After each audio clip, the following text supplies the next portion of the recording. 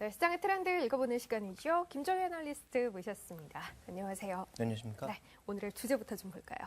네, 오늘은 그 미국 소비 또 이번 주 주택 지표 발표가 있지 않습니까? 네.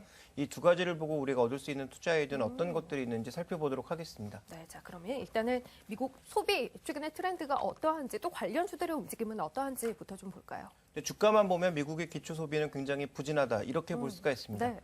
준비된 그림을 보시면 어제 이제 실적의 부진 가능성, 지난 주말이죠. 이 얘기가 나오면서 주가 변동성이 커졌던 월마트의 주가 차트를 보실 필요가 있겠는데요. 네.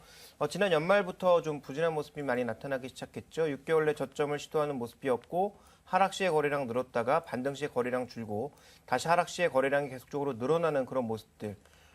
지난 주말에도 마찬가지였습니다. 거래가 굉장히 큰 폭으로 늘었는데 물론 아래 꼬리가 달리면서 이제 굉장히 투기적인 매수세도 좀 유입되는 모습이었습니다만 전반적으로 하락 시의 거래량이 좀 증가하고 있다는 점 특징이고요. 그 다음 종목은 타겟인데 이 종목도 최근의 탄력은 시장 대비해서는 굉장히 조금 부진한 모습이고 장기적인 주가 흐름도 시장의 흐름과는 좀 다릅니다. 또 하나 좀 봐야 될 것이 시어스 홀딩스인데요. 이 종목 같은 경우도 최근에 지수와 마찬가지로 굉장히 낮은 가격대에서 횡보만 벌이고 있는 상황이거든요. 그런데 이제 시어스라든지 타겟, 월마트 같은 업체들이 우리나라로 치면 일종의 슈퍼마켓 정도는 아니지만 동네 어디 가면 볼 수 있는 그런 마트 종목이라는 거죠. 그러니까 기초 소비를 담당하고 있는 종목군들인데 이들의 주가 흐름이 굉장히 부진하다라는 것은 결국은 미국의 전체 소비, 고소득자의 소비는 뭐 크게 줄어들지 않았거나 연말 소비로 인해서 긍정적인 효과가 있었지만 실제 기체 소비는 실적 가능성이라든지 주가 동향만으로 놓고 봤을 때는 굉장히 아직도 부진하구나 이렇게 좀 볼 수 있는 상황이 아닌가 이렇게 좀 판단이 되고 있습니다. 그래서 전체적으로 지금 미국 소비는 1분기 후반으로 넘어가면 넘어갈수록 연말 효과에 지연된 것이 조금 둔화되면서 이제 소비 자체가 좀 둔화될 가능성은 열려 있지 않나 이렇게 판단하고 있습니다.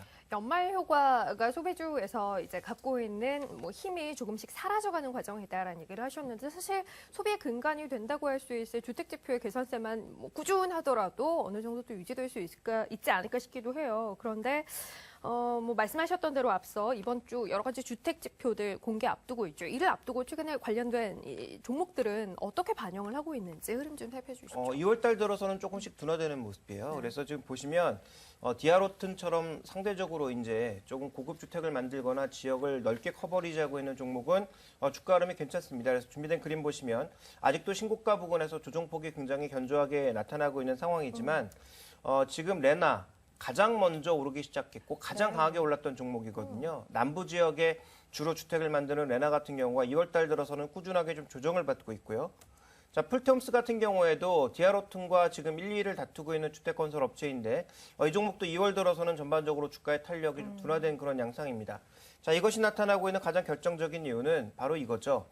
미국 30년 국채 수익률이 현재 꾸준하게 올라가면서 모기지 수요가 감소하고 있다. 그래서 리파이낸싱 수요도 감소하고 있고 모기지의 교체 수요 감소와 함께 모기지 전체 신청 건수도 감소하는 모습이 나타나고 있다는 점이 현재 미국 주택 시장의 또 하나의 드리온 아모니 아닌가 이렇게 보여집니다. 그러니까 전체적으로는 오르는 추세를 유지할 수 있어도 탄력이 크게 둔화되거나 주택 공급량이 늘어나는 상황, 또 30년물 국채 금리가 더 빠르게 오르면서 팁스 스프레드라든지 아니면 현재 지금 기대 인플레이션 같은 경우가 크게 오를 경우 전체적으로 이들 물가의 자극 가능성으로 인해서 긴축 정책, MBS maybe 좀 감소하는 그런 모습을 보일 경우 크게 흔들릴 가능성이 있기 때문에 이와 관련된 부담감을 반영하고 있다. 그래서 지표가 좋아졌을 때 만약에 전고점을 강하게 넘는 모습이 아니라면 전체적으로 주택 지표는 1분기 후반부터는 서서히 좀 둔화될 가능성도 열어둬야 되지 않겠는가 이렇게 판단하고 있는 것 같습니다. 그러면 주택 관련 지표도 뭐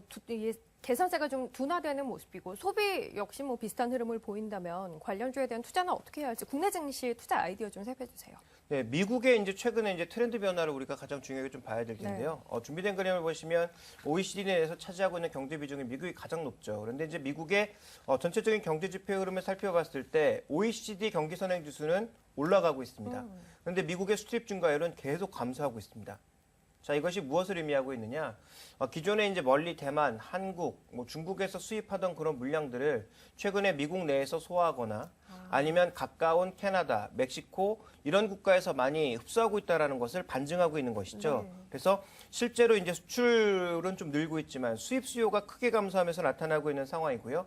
여기에는 또 셰일가스 개발에 따른 원유 수입 감소도 크게 작용을 하고 있다. 이렇게 봐야 될 것 같습니다. 그래서 전체적으로 지금 여러 가지 이런 상황들을 살펴본다면 삼성전자나 현대차 같이 미국 내에서 여전히 양호한 점유율, 마켓 시어를 가져가고 있는 그런 종목군들이 그래도 가장 낫다. 우리가 이제 기존에 이제 미국 관련주로 꼽아왔던 여러 종목군들을 벌려서 가는 것보다는 네. 상대적으로 핵심적으로 점유율을 높여나가고 있는 이들 종목으로 집중하는 것이 좋다라고 보고 있고, 자, 이들 종목은 이제 시장을 리드하면서 지수를 이끌기보다는 오히려 하락 시에 지수를 방어해주는 역할.